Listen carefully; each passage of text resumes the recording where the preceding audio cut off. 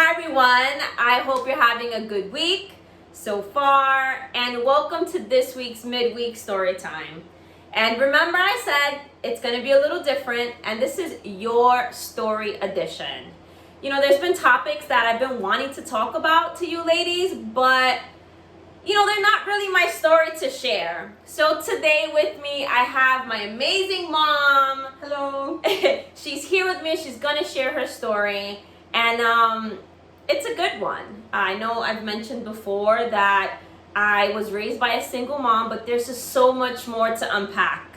So, Mom, what are you gonna talk to us about today? Well, hello, ladies. Since we're talking about single moms raising children, I married Rosalind's dad at the age of 20. I was very young. I was very naive.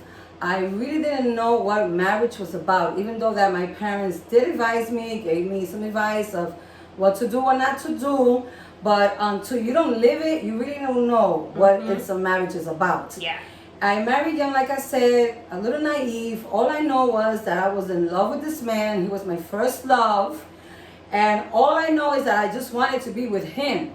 Not knowing, once again, what marriage is about. Because marriage takes two people fighting and struggling and working hard together to make the marriage work. After 2.5 years of being married to Rosalind's dad, I separated myself from him. My daughter was 6 months old, and it wasn't working out. Things were happening in the marriage that was not supposed to be happening. And what happened was, I told him, I said, you're gonna keep your path, walk your path, I'm gonna walk my path.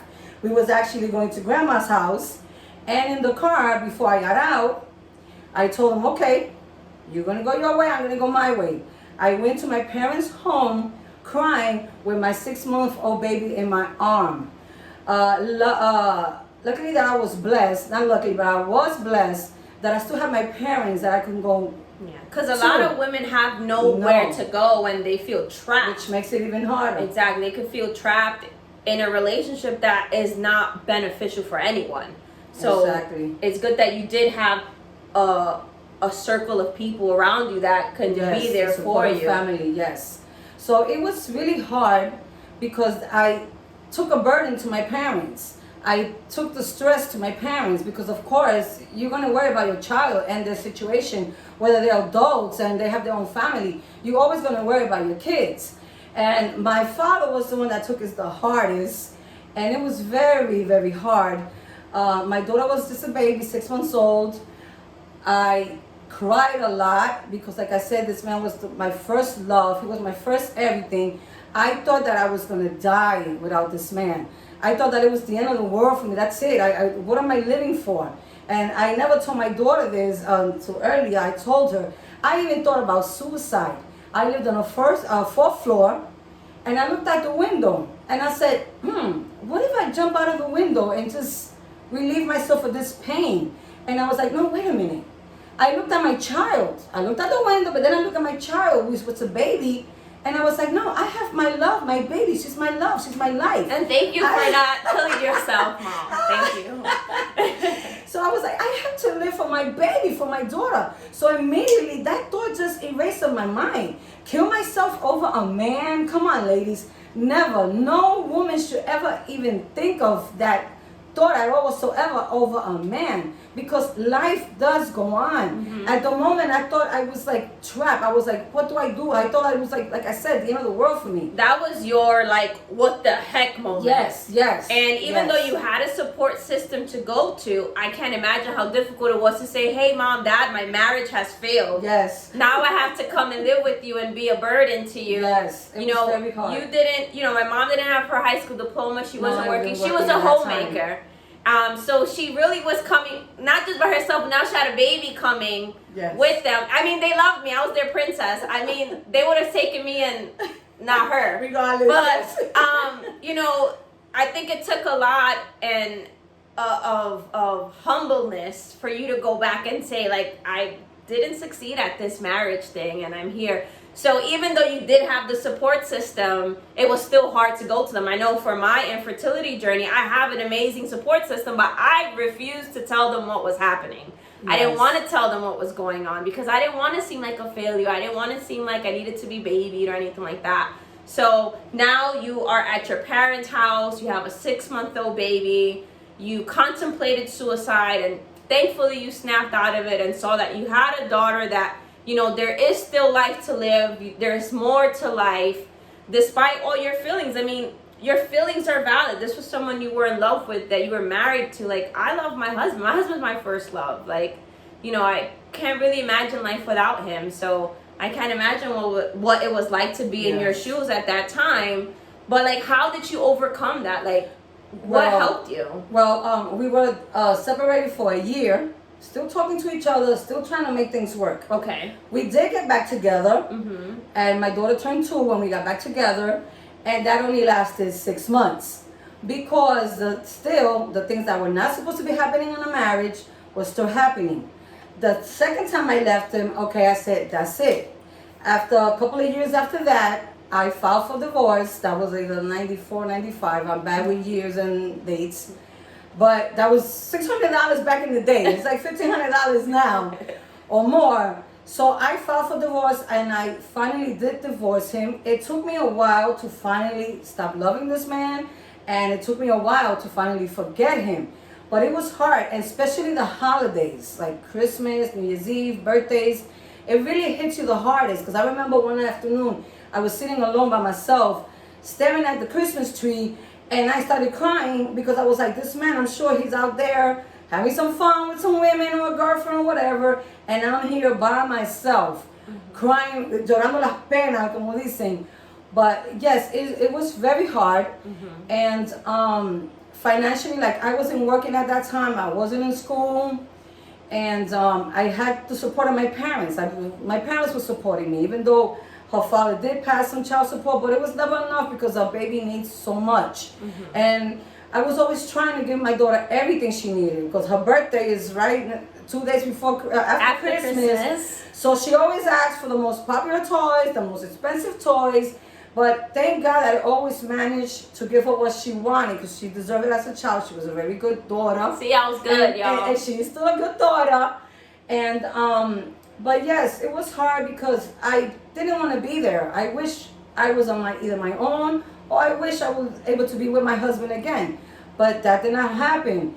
And many years after that, my mom got sick. I had to take care of her. She passed. Then I was tending to my father. And long story short, a lot of things happened throughout many years. I was in relationships, but they were bad. There was one that was They were bad. very bad. Yes. 2 years, I would say that 2 years of my life was stolen from me. That's another story. That's a story for another day. For another day. She ended up in a very abusive relationship that unfortunately I had to witness a lot of it. Which is, I think, is not one of my mom's proudest moments. No, it's but not. I think we were able to heal from that situation. And, you know, I feel like as kids or products of maybe a broken home or a divorced home, we go through things that maybe other kids might not go through, or they go through something else that we don't go through. So I had to deal with, you know, the psycho boyfriend, and it just wasn't a good time in our lives. But we'll share that. It was a very dark period for me. Very, very dark time for us. And as I got older, we passed it, right? We went through it. I got older, and as a teenager, I realized I had resentment towards my mom. I had resentment towards my dad. Like, I was very resentful towards my parents, because my mom made decisions that affected me, and then my dad was kind of absent, and he didn't realize what was wrong with me. So, but as a teenager, I did express it to my mom, and we were able to heal. But we'll go into that deeper another time. We're not gonna go too much deep in there. And then at the age of 20 is when I finally told my dad how I felt about him. So, and you know, even though my relationship with my dad has been more of a roller coaster, my mom and me, it's more like we're going up. My dad and me, it's more like a roller coaster. But we've been able to get through things, Yes. and I've been able to heal, and we're at a good place now, and I feel like that's what matters. Sometimes we could be too tied up to the past, and holding resentment towards people is not really the way to go, but we're gonna leave that for another day. We're not gonna go too deep into resentment and healing, but I think we could talk about that more in detail another time. Another time, yes. I mean, as a single mom, yes, I did make a lot of mistakes, and I pay for the mistakes, and I pay the consequences. I never got in trouble with the law, don't misunderstand me, but it was a very learning process, and it was very hard. I did a lot of crazy things. I had a wild head on my shoulders, and at the time I wasn't even in the church either, so that didn't help the issue a lot either. And 21 years ago, yes, I did met a good, wonderful husband, a hardworking man, and I've been married for 21 years. I'm not saying that life is perfect now, because I don't know about you, but I don't know if there's a perfect marriage out there anywhere. There ain't. There's always a little discussion, a little disagreement, but you have to work through it and just move on. Maintain respect for each other. Exactly. Respect is a major thing, and just get through the struggles together, the hurdles together, rather than like fighting each other for the situations or whatever is going on. So yeah, I was blessed with having finally a great stepdad that my mom met, and he's still a great stepdad. He's my son's grandpa. I mean, he's not my biological father. Like, my son is so blessed. He has like 3 grandpas, 3 grandmas, and because I was also blessed with a great stepmom, you know. So even though as a kid it kind of sucked coming in from a divorced home, and you don't really live with your dad, and you see your mom struggling financially. We didn't have a lot. I don't come from much, but we did have a strong family unit. I had my grandparents, I had my aunt there to be supportive, and you know, this is a topic I've always wanted to touch on: divorce and being a single mom. And you know, I know you spoke about your divorce, and you said how difficult it was, but with time, it didn't end my life. No, it didn't end your life, I right? didn't stop living. I had to move on, and I did move on. And then once I married again, and another thing, you was able to love again. Yes, I was able to. Yes, you are able to love again, ladies. Trust me, you are going to be able to love again. Yes. And I did move on. Mm-hmm. I went back to school to get my GED. Yes.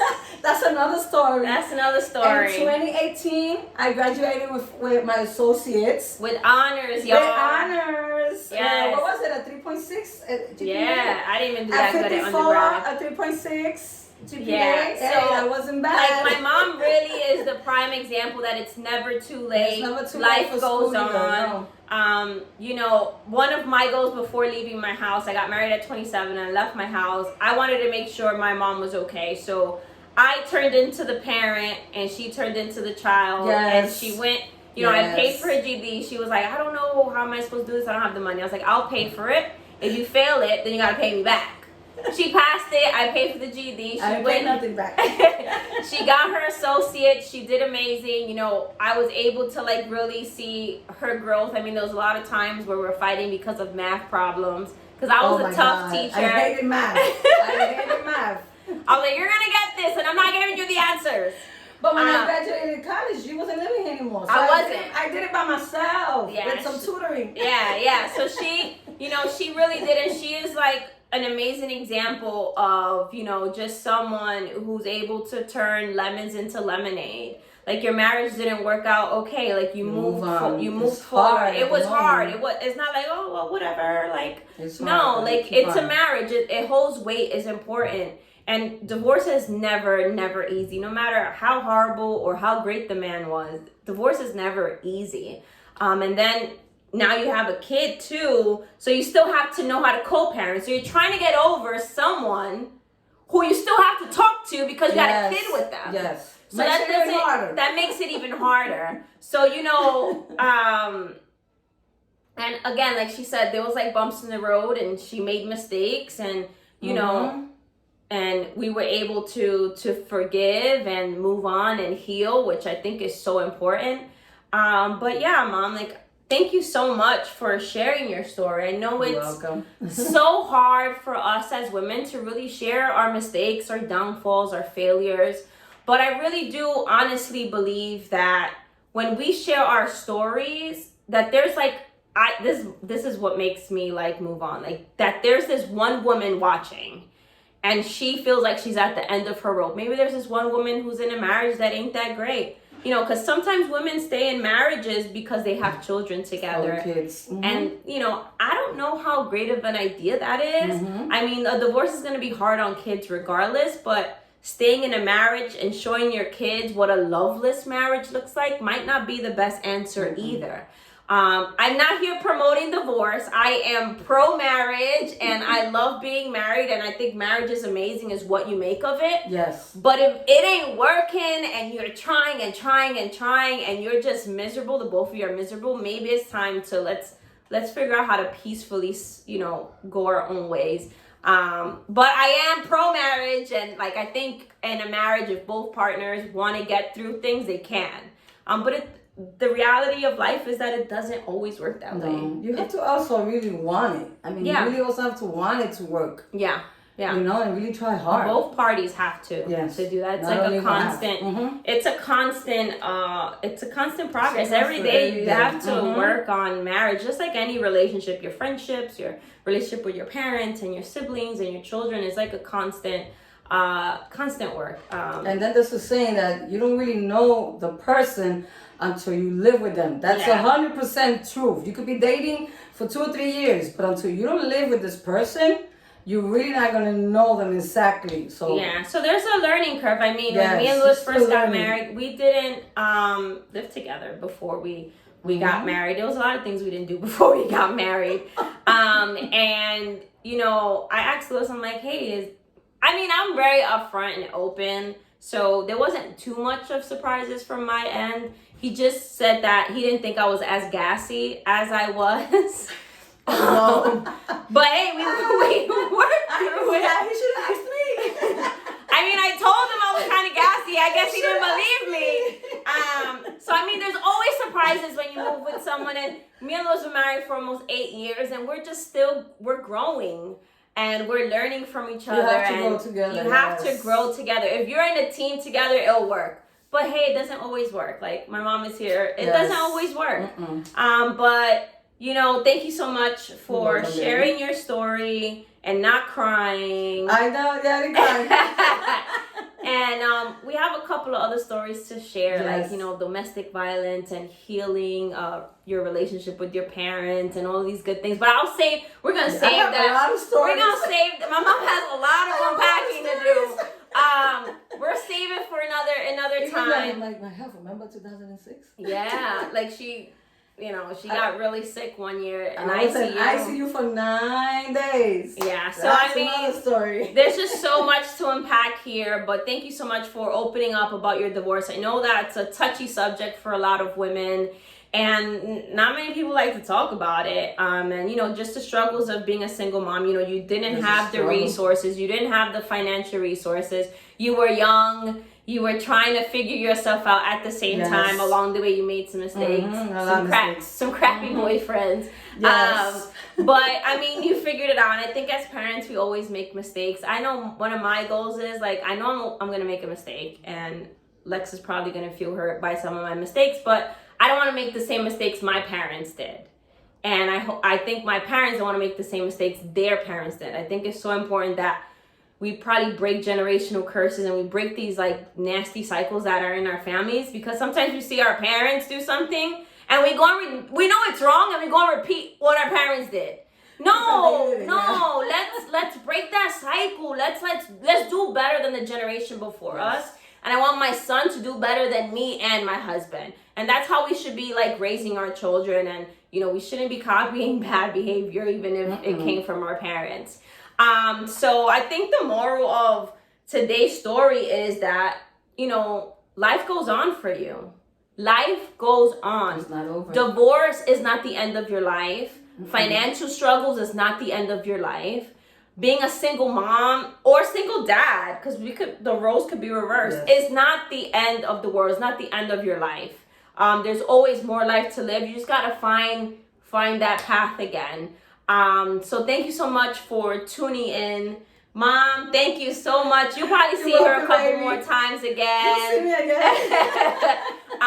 Thank you so much for You're welcome, sharing. baby. I know it's hard, but thank you, everyone, and have the good rest of your week. And I'll talk to you guys soon. Bye. Bye.